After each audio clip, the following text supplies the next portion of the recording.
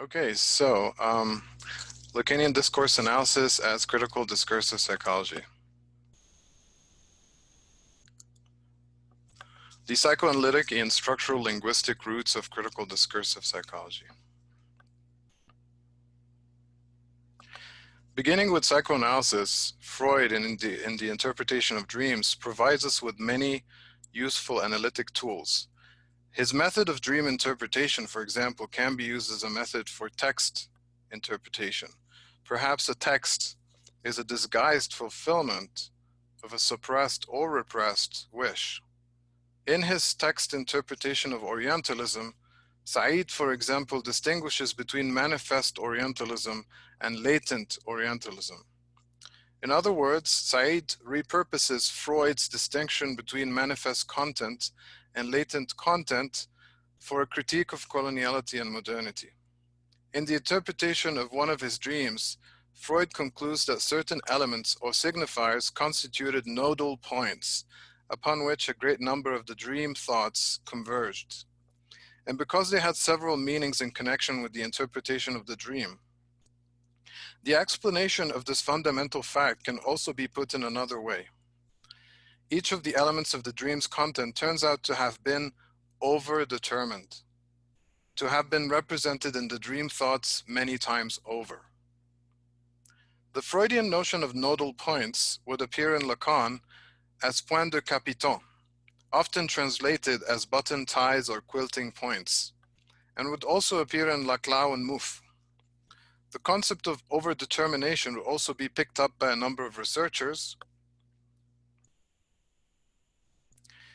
Moving on to structural linguistics, de Saussure defined the linguistic sign as the combination of a concept, signified, and a sound image, signifier. Lacan took up this formulation but emphasized the primacy of the signifier over the signified. Here's the central teaching of de Saussure. The bond between the signifier and the signified is arbitrary, since I mean by sign the whole that results from the associating of the signifier with the signified. I can simply say the linguistic sign is arbitrary. The arbitrariness of the sign is a crucial insight from my interpretation of Islamophobia. Equally, Gray-Maus's semiotic square is a powerful tool for exploding binary discourses and for mapping multiple subject positions. We now turn from signifier to discourse, and for that we need Foucault, the archaeology of knowledge in particular. Foucault is the one who brought the notion of discourse to life. Quote, discourse is constituted by a group of sequences of signs insofar as they are statements, that is, insofar as they can be assigned particular modalities of existence. And if I succeed in showing, as I shall try to do shortly, that the law of such a series is precisely what I have so far called a discursive formation, if I succeed in showing that this discursive formation really is the principle of dispersion and redistribution, not of formulations, not of sentences, not of propositions, but of statements, in the sense in which I have used this word, the term discourse can be defined as the group of statements that belong to a single system of formation. Thus, I shall be able to speak of clinical discourse, economic discourse, the discourse of natural history, psychiatric discourse, end quote. The Archaeology of Knowledge was published in French in 1969, the year that Lacan started his 17th seminar, The Other Side of Psychoanalysis. This seminar is a decisive text for this project, and in it, Lacan is primarily responding to Foucault by articulating his theory of discourse, which is unquestionably inspired by Gray-Maus's semiotic square with its four elements, S1, S2, not S1, and not S2. Lacan teaches that discourse is a necessary structure that goes well beyond speech, and that it is the status of the statement, l'énoncé. Discourse as a structure goes beyond speech because Lacan is not interested in intersubjective communication, which for him is imaginary, but in the symbolic and real dimensions of miscommunication. We have the death drive here. We have it here where something is taking place between you and what I am saying. In other words, he is keen on the structure of discourse in terms of both fundamental relations and the other's jouissance, which is a specific kind of knowledge. Lacan then introduces his theory by saying, this four-footed apparatus with its four positions can be used to define four radical discourses. The four radical discourses are the master's discourse, the university discourse, the hysterics discourse, and the analyst discourse. I have used Lacan's four discourses to structure my book, Decolonial Psychoanalysis, drawing not only on his seminar, but also the work of others. Why four or five discourses, if we include the capitalist discourse? Fink explains, quote, a total of 24 different discourses are possible using these four 𝗵𝗍𝗵s in the four different positions. And the fact that Lacan only mentions four discourses suggests that he finds something particularly significant about the order of the elements. End quote. The four 𝗵𝗍𝗵s or symbols in Lacanian algebra are barred S, S1, S2, and A. They constitute the structural elements of any discourse according to Lacan. Not the divided S or the barred S is the symbol for the barred subject, who is barred by language, alienated within the other. This subject is also known by Lacan as the subject of the unconscious and the subject of the signifier. In his groundbreaking 11th seminar, given in 1964, Lacan famously defines the subject in this way. A signifier, S1, is that which represents the subject, barred S, for another signifier, S2. This laid the foundation for the master's discourse, top left, which brings me to the next 𝗵𝗍𝗵, S1. S1 is the symbol for what Lacan calls the master signifier. A real master doesn't desire to know anything at all. He desires that things work. S2 is the symbol for the battery of signifiers or knowledge as savoir. Lacan distinguishes between two aspects of knowledge, the articulated aspect, connaissance, and this know-how, savoir-faire. The thrust of his argument at this point draws on Hegel's phenomenology of spirit. Lacan says, the slave's own field is knowledge, S2. Then he adds provocatively, what does philosophy designate over its entire evolution? It's this: theft, abduction, stealing, slavery of its knowledge through the maneuvers of the master. Lacan exhibits a radical political edge here, not only as an anti-philosopher, but also as a decolonial thinker. Philosophy, he writes, in its historical function is this extraction of the slave's knowledge in order to obtain its transmutation into the master's knowledge. In response to Foucault, Lacan argues that the entire function of épistème is to turn the slave's animal knowledge, savoir-faire, into the master's theoretical knowledge, connaissance, which he later characterizes as not knowledge of everything, savoir de tout, but all-knowing, tout savoir. Finally, A is the symbol for Lacan's most intriguing concept, the objet A. Lacan's shorthand definition of objet A is cause of desire, but elsewhere in the 11th seminar, he describes it as a privileged object which has emerged from some primal separation, from some self-mutilation induced by the very approach of the real.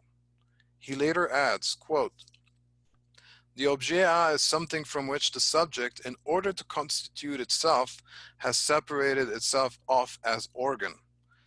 This serves as a symbol of the lack, that is to say, of the phallus, not as such, but insofar as it is lacking. End quote. Whereas the phallus for Lacan is the signifier of lack, the objet A symbolizes the central lack of desire. This is to say, just as the subject is divided between ego and unconscious, or barred S, the other, or the big other, is also divided between A and the barred A. According to Lacan, the objet A manifests itself primarily as a partial object in relation to a partial drive. Lacan names 4 partial drives along with their partial objects, but I'm only interested in 2 of them, namely the scopic drive, the gaze, and the invocatory drive, the voice. The objet A, Lacan's most significant contribution to psychoanalysis, is a crucial concept in my work because of its relation to other key concepts such as desire, fantasy, ideology, drive, and jouissance. Lacan came up with these mathemes as part of his effort to formalize psychoanalysis. Having discussed them, now I will address the 4 subject positions that these mathemes as functions can occupy in each of the 4 discourses. Note that the order is crucial. First, there is the truth of the discourse, bottom left, which is situated beneath the agent of the discourse, top left. Then there is the other, top right, who's addressed by this agent. Finally, there is the product or loss of this exchange, bottom right, which Lacan, after Marx's notion of surplus value, characterizes as surplus jouissance. This implies that the master's exploitation of the slave's labor always entails an extraction of not only value, but also jouissance. Here's a summary of how the communication moves in the 4 discourses: truth, agent, other, product, or loss. 2 more things. 1. The miscommunication between agent and other is marked by impossibility since it is unidirectional, from agent to other. And since imaginary meaning always slides under the signifying chain. It is also clear in Lacan, based on my previous discussion, that there is a power asymmetry, particularly in the master's discourse between agent and other, that resembles the life and death struggle between the master and the servant. 2. There is no sexual relationship, il n'y a pas de rapport sexuel, between truth and product. Their non-relationship is marked by impotence, which is why that non-relationship, marked by the 2 lines, manifests itself in terms of fantasy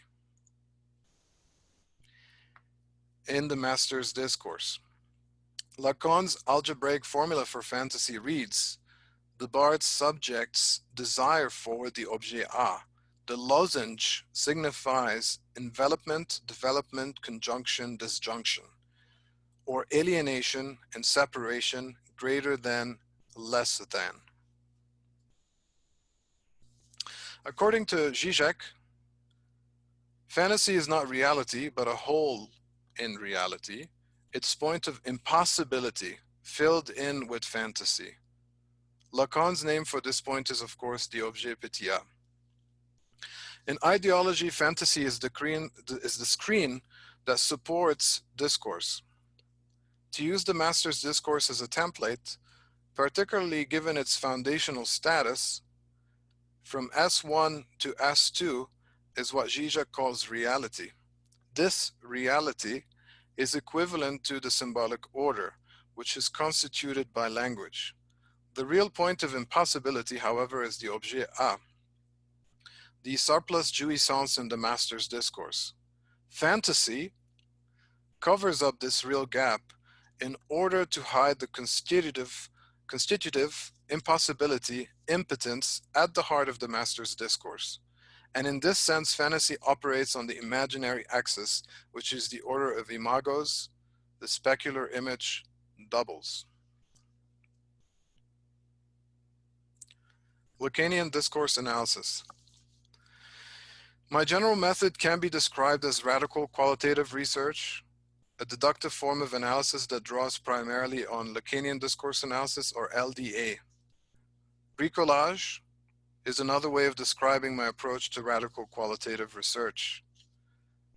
According to Kinklow, McLaren, and Steinberg, Bricolage can be described as the process of getting down to the nuts and bolts of multidisciplinary or transdisciplinary research. As a bricoleur, for example, I do not try to resolve any of the theoretical methodological tension between Lacan and Foucault vis-a-vis subjectivity. Instead, I draw on both Lacan and Foucault in the spirit of praxis, or theory linked directly with praxis, which would impact upon the real world outside the academy. Parker writes, the analytic task in LDA is a theoretical one of showing how something can be simultaneously of the psyche as well as of the social, without reducing one to the other. This project, being part of the discursive turn, is also a contribution to psychosocial studies and critical discursive psychology. Parker was the first critical psychologist to address discourse analysis vis-a-vis psychoanalysis. In his pioneering article, he critiques the blank subjectivity of discursive psychology and the uncomplicated subjectivity of humanistic psychology, in favor of a complex subjectivity theorized in Lacanian psychoanalysis. He ends his article by envisioning critical transformative psychoanalytic discourse analytic research, which he would establish 8 years later under the heading Lacanian discourse analysis. In those 8 years, however, he wrote 2 articles where he uses Lacanian psychoanalysis as a theoretical tool to critique psychology. To give credit where credit is due, Courteau may have coined the phrase Lacanian discourse analysis, but she did not develop an analytic program out of it like Parker did. Parallel to LDA, there is another equally important psychoanalytic discourse analysis tradition, namely the Essex School of Discourse Analysis, which is based on Laclau and Mouffe's discourse theory. Before Parker's inauguration of the LDA program with his publication of Lacanian Discourse Analysis in Psychology, 7 Theoretical Elements, there were a number of important papers about psychoanalytic discourse analysis. In psychosocial studies, psychoanalytic discourse analysis is a major research program, but there are 2 factions, Kleinian discourse analysis versus LDA.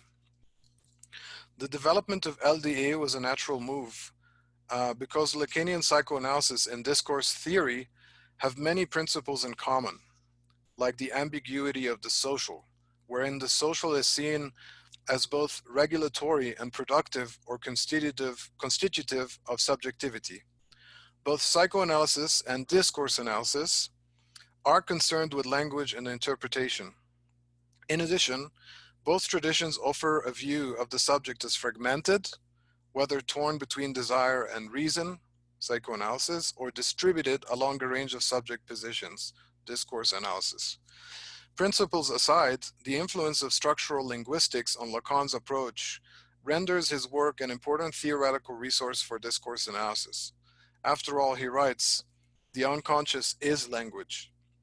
Some of Lacan's other sayings, particularly from his 11th seminar, include, the unconscious is structured like a language, the unconscious is the discourse of the other, and a signifier is that which represents a subject for another signifier. These are very psychosocial notions, which are totally in line with the principles of the discursive turn. The unconscious is neither inside the individual or psyche, nor outside in society. It is extimate, or psychosocial. Lacan rejects interiority and psychologization in favor of existence. In fact, Lacan writes disparagingly of psychology, calling it the field of the imaginary, in the sense of the illusory. No wonder Parker characterizes him as a barred psychologist. Parker outlines 7 theoretical elements of LDA: formal qualities of text, anchoring of representation, agency and determination, the role of knowledge, positions in language, deadlocks of perspective, and interpretation of textual material. Each element is broken down into sub-elements, distilled from a variety of sources. But Parker is cautious that LDA is not a method, that might be applied to texts. The notion that there should be a fixed method or grid for reading text is anathema to Lacanian psychoanalysis. The truth is that a Lacanian discourse analyst is more like an analysand than an analyst, but an analysand faced with chains of signifiers in a text that are not their own. In the same year, another publication came out that employed a version of LDA, though not necessarily Parker's. 𝗂𝗏𝗂𝗏 article was a very significant contribution to the still emerging field of LDA, and I find that her work is rather overlooked by psychosocial researchers. 𝗂𝗏𝗂𝗏 compellingly shows that the Lacanian subject is a psychosocial subject. Quote, a Lacanian approach would argue for a thoroughly socially constituted nature of subjectivity using the concept of signification. End quote. For 𝗂𝗏𝗂𝗏, LDA, even though she does not call it that, provides a theoretical frame and a source of analytical tools for analyzing subjectivity in talk that are consistent with critical psychological projects. Next, she outlines 3 principles of Lacanian analysis of subjectivity in talk and 4 Lacanian paradigms for analyzing subjectivity. The 3 principles, according to 𝗂𝗏𝗂𝗏, are: the unconscious is located in texts and not in the minds of individuals. Subjectivity is formed through language. And desire is the crucial term in theorizing the articulation of subjectivity. Her 4 paradigms are: the unconscious as a signifying structure which produces effects, the unconscious as breach, the real as breach, and the employment of the concepts of fantasy and desire. Contributions to LDA came primarily from the Psychosocial Studies group in the UK, while some debated whether the research program should be called psychodiscursive or psychosocial. Others emphasized the polymorphism of marginal, disintegrated qualitative research. The dynamic fragmenting nature of these unconscious processes employed and recognized in the activity of producing and reading texts that work against reducing or fixing subjectivity, and not knowing as an ethical necessity.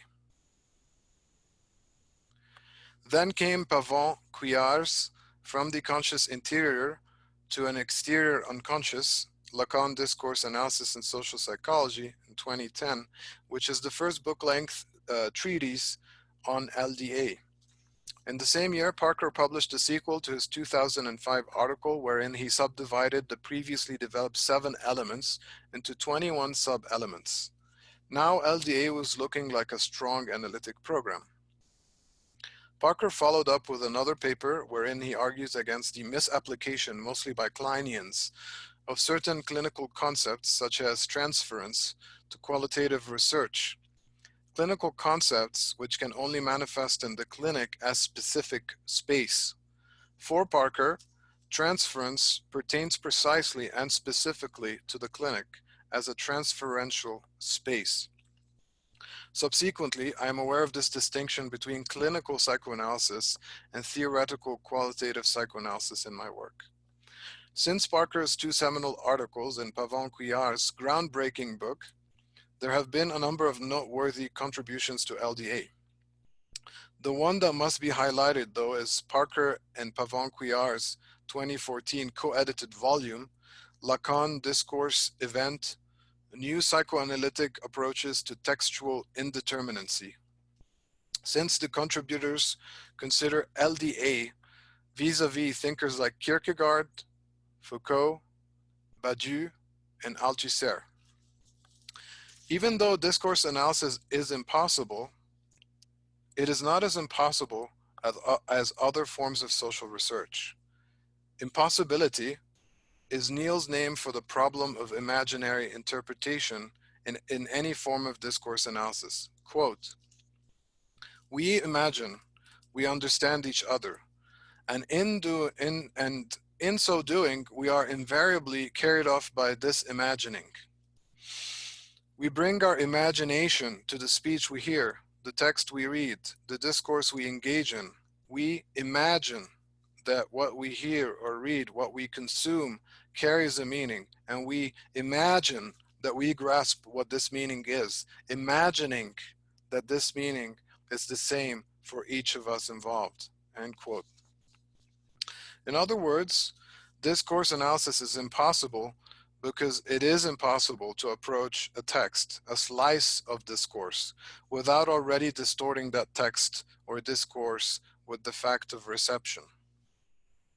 As an alternative to the researcher's identification with textual data and subsequent misrecognition, Neil provides his readers with 7 principles of LDA.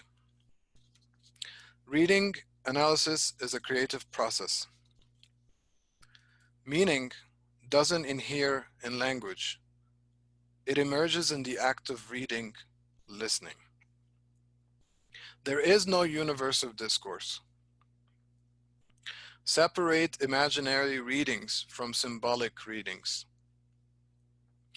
Isolate potential master signifiers. There is no such thing as a meta-language. And finally, mapping the discourse. In conclusion, LDA is a powerful form of reading, subjectivity, because of its adherence to an ethics of the subject. Consequently, Lacanian discourse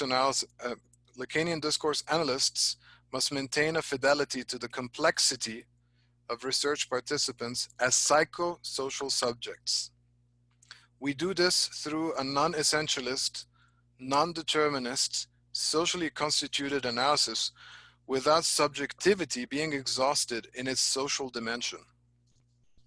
We must also be careful to both analyze and open up the extracts and not colonize them with psychoanalysis, which is why in my work, I rely on other methods like critical border thinking or unconscious thinking from the borders. Thank you.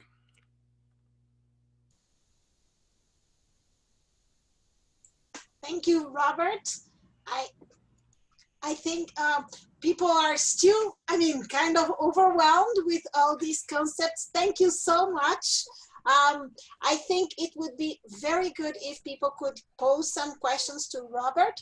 I already have one, from my perspective, the one that came from our previous meeting, and today you brought again some of these discussions about the object and the subject and how this connects. And I would like you to talk a little bit, to give us as an example of what you've been doing, the example of this Islamophobia, so that people could realize how you connect this way of doing discourse analysis to, a more concrete example. I think that would be very nice. So if you could do this while we do this, people could pose the questions for us on the Q&A, please. Sure. So I came up with this, you can tell that those of us who are interested in Lacanian psychoanalysis like to kind of formalize things in this way, right? So this is one way that I think about the master's discourse from Lacan as a template for ideology. And so I can tell you how this applies to my research on Islamophobia. Yes. So what I've noticed missing in the research, I didn't find any clear theorization of the link between the war on terror discourse and Islamophobia.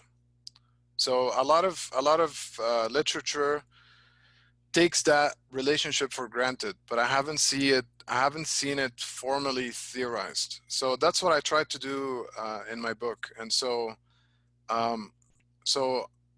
looking at this image here, the war on terror discourse would be that symbolic discourse at the top, which which would be what we would consider reality, right?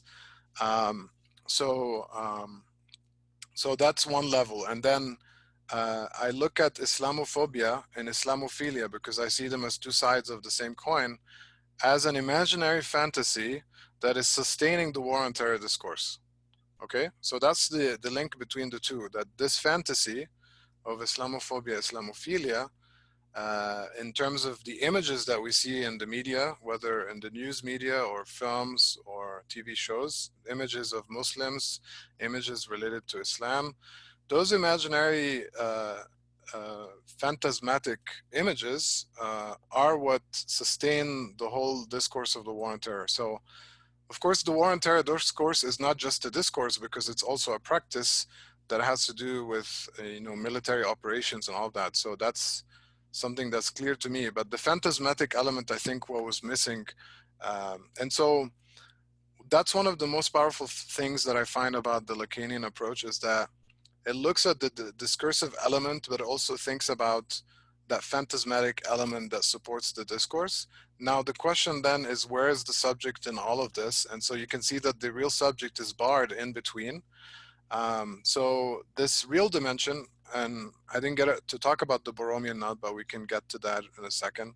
But the real dimension, so for Lacan, there's these dimensions of subjectivity, the imaginary, the symbolic, and the real. And so for him, the imaginary and the symbolic together constitute what we think of as reality, okay, together. And so the real is something that's harder to talk about, because it's something that escapes symbolization. So as discourse analysts, it's something that we would have trouble with, because it's something we can't even talk about. But it's because of that, it has this real traumatic dimension to it. And so a lot of times, discourses have paradoxes, and discourses have things, their logic fail. They have these paradoxes. And so the fantasy then comes in to kind of close in that loop or close in that hole. So that's the role of fantasy. It works kind of like a patch. It patches those paradoxical moments, or these traumatic moments in the discourse. And it's those traumatic aspects where we find subjectivity, really. So this is what I try to do with my work, is try to map out these different dimensions in relation to subjectivity. And when thinking about subjectivity, one thing that you get from what I say too is that it's psychosocial. So it's not something that boils down to individuals. Robert, would you say that this connects to the idea, which is very, because I'm looking at this from the perspective of a teacher or a teacher educator, as you know. So when it's different. So when you say, for example, quoting, I think it was Neil, meaning does not inhere in language, it emerges in the act of reading and listening. Is this connected to this idea that you're presenting here? Okay, so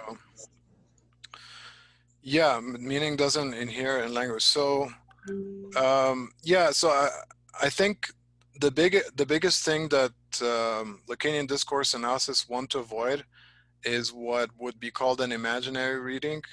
An imaginary reading would be to assume that the analyst or the researcher can really understand what the research participant mean. That somehow, by listening to them, we can access their world and exactly understand what they're talking about. So we have to begin with the assumption that we will never understand that, just because of the differences in subjectivity. And so what we try to do instead is actually focus on what they say, and try to analyze what they say, not as something that, as something that they say as singular subjects, but also as something that is a function of discourses that they've been exposed to as well. So, and this is how we kind of tap into the unconscious and learn a little bit about the big other that's informing what the participants are saying. And of course, the researcher, him or herself, are not outside of this process. So this is where reflexivity would come in. So if you look at my book, I have excerpts from different interviews, and you'll see me in the excerpts during the interviews, and you can actually read what I say and my responses, because I'm part of the process. I'm not outside of that, right? And so as I'm reflecting on what is being said from the participants, I also reflect on what I said and why I said that. So that's part of the analysis too.